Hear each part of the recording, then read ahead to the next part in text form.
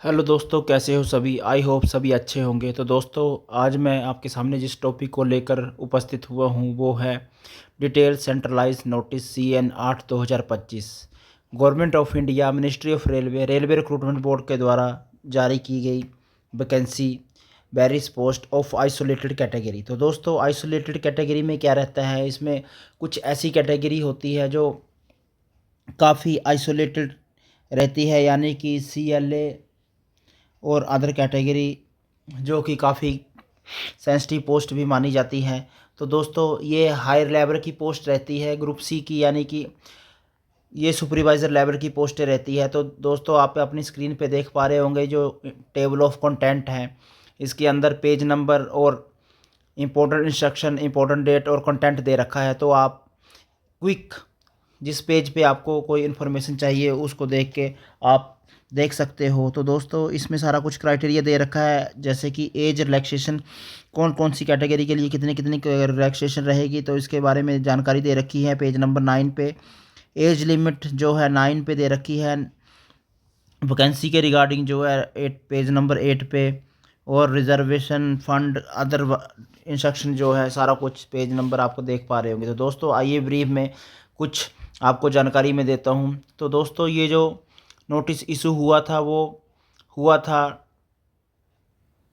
20/12/2025 को, और opening date जो इसकी थी 30/12/2025 थी। क्लोजिंग डेट जो दोस्तों रहेगी इसकी 29/1/2026 रहेगी, और last day application fees payment 31/1/2026 रहेगा। तो दोस्तों, वैकेंसी की बात करें तो यहाँ पे chief law assistant level 7 basic पे जिसकी रहेगी 44,900, और मेडिकल स्टैंडर्ड रहेगा C1। एज क्राइटेरिया रहेगा 18 से 40 वर्ष, और वैकेंसी है 22।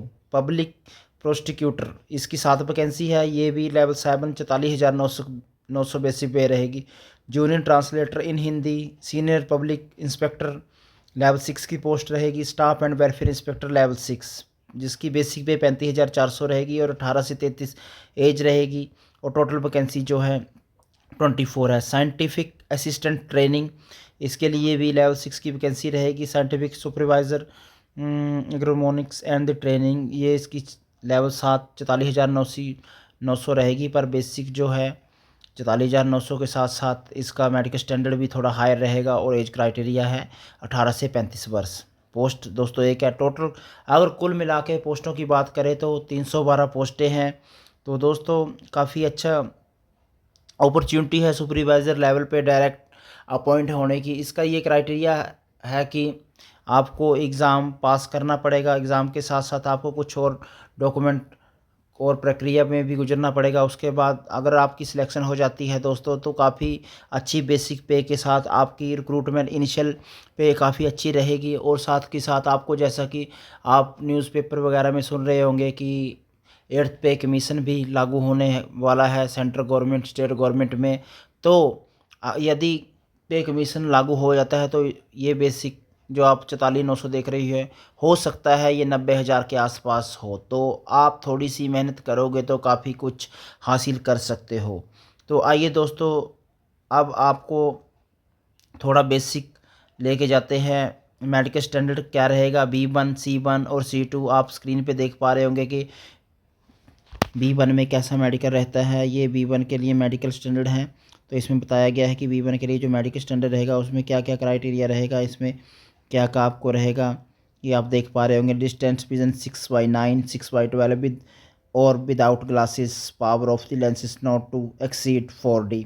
तो आप क्राइटेरिया देख रहे हो। C1 जो है नॉर्मल ही मेडिकल रहता है दोस्तों। C1 के लिए आपको ज़्यादा कुछ रिक्वायरमेंट नहीं रहती, लेकिन आइज़ का थोड़ा रहता है, और नॉर्मली जो आपकी फिज़िकली आप थोड़े से ठीक होने चाहिए। तो दोस्तों, ये तो था मेडिकल स्टैंडर्ड। और आइए अब बात करें एज की। Upper age limit age on 1/1/2026 रहेगी। और दोस्तों, आपको जैसे कि पता है SC ST के लिए 5 साल की कंडीशन रहती है। OBC नॉन क्रीमी लेयर की 3 साल की। एक्स सर्विसमैन के लिए put more than 6 month service after attestation, और UR EWS 3 ईयर के लिए रहेगी, OBC 6 year, SC ST 8 year after deduction of length of the service.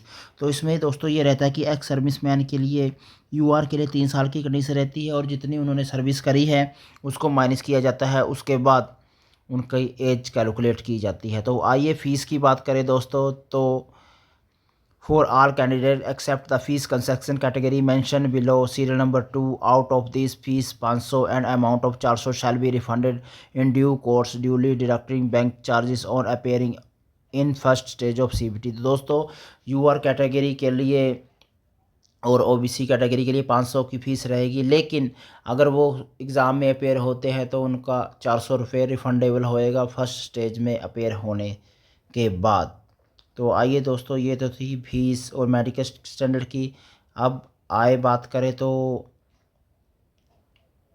ये आप स्क्रीन पे देख पा रहे होंगे काफ़ी कुछ। ये रहेगा विजुअल इम्पेयरमेंट, ये आपके मेडिकल स्टैंडर्ड के बारे में दे रखा है। अब आए तो बात करें कि आपका एग्ज़ाम कैसे रहेगा। Section wise marks, the section wise number of the question and marks. तो आपको क्या रहेगा कि दोस्तों कि आपको सेक्शन वाइज मार्क्स भी वहाँ यहाँ ऑब्टेन है। Number of question mark allotted, professional ability 50 का रहेगा, जनरल अवेयरनेस 15 की रहेगी, जनरल इंटेलिजेंस रीजनिंग रहेगी 15 की, मैथमेटिक्स 10 नंबर का, और जनरल साइंस 10 की। टोटल माने तो 100 क्वेश्चन रहेंगे और मार्क्स भी 100 का रहेगा। तो दोस्तों ये तो था एग्ज़ाम का। प्रोफेशनल एबिलिटी यानी कि जिस भी कैटेगरी आपको कास्ट वगैरह की कैटेगरी नहीं, जैसे CLA है तो उसमें उसके रिगार्डिंग लीगल के रिगार्डिंग क्वेश्चन आएंगे। अगर वेलफेयर इंस्पेक्टर का है तो वेलफेयर के रिगार्डिंग ऐसे कुछ क्वेश्चन पूछे जाएंगे जो प्रोफेशनल एबिलिटी के रहेंगे। 50 नंबर का क्वेश्चन आएगा। अदर में आप देख सकते हो 15 नंबर का जनरल अवेयरनेस, 15 का जनरल इंटेलिजेंस, 10 का मैथ और 10 की साइंस, जनरल साइंस। मैं तो आप स्क्रीन पे देख पा रहे होंगे कि मैथमेटिक्स के लिए क्या रहेगा, जनरल इंटेलिजेंस एंड रीजनिंग के लिए क्या क्या इसमें सिलेबस रहेगा। तो दोस्तों ये तो था थोड़ा ब्रीफ में। अगर आपको ये चाहिए तो आप इसको CEN 8 2025 आइसोलेटेड कैटेगरी गूगल पे डालने पर भी आप ये जानकारी हासिल कर सकते हो। तो दोस्तों आइए इसके साथ ये आपको जोन वाइज वैकेंसी भी, सेक्शनल जो वैकेंसी दे रखी होगी वो आपको मिल जाएगी। CN 8 2025 पोस्ट पैरामीटर, ठीक है दोस्तों।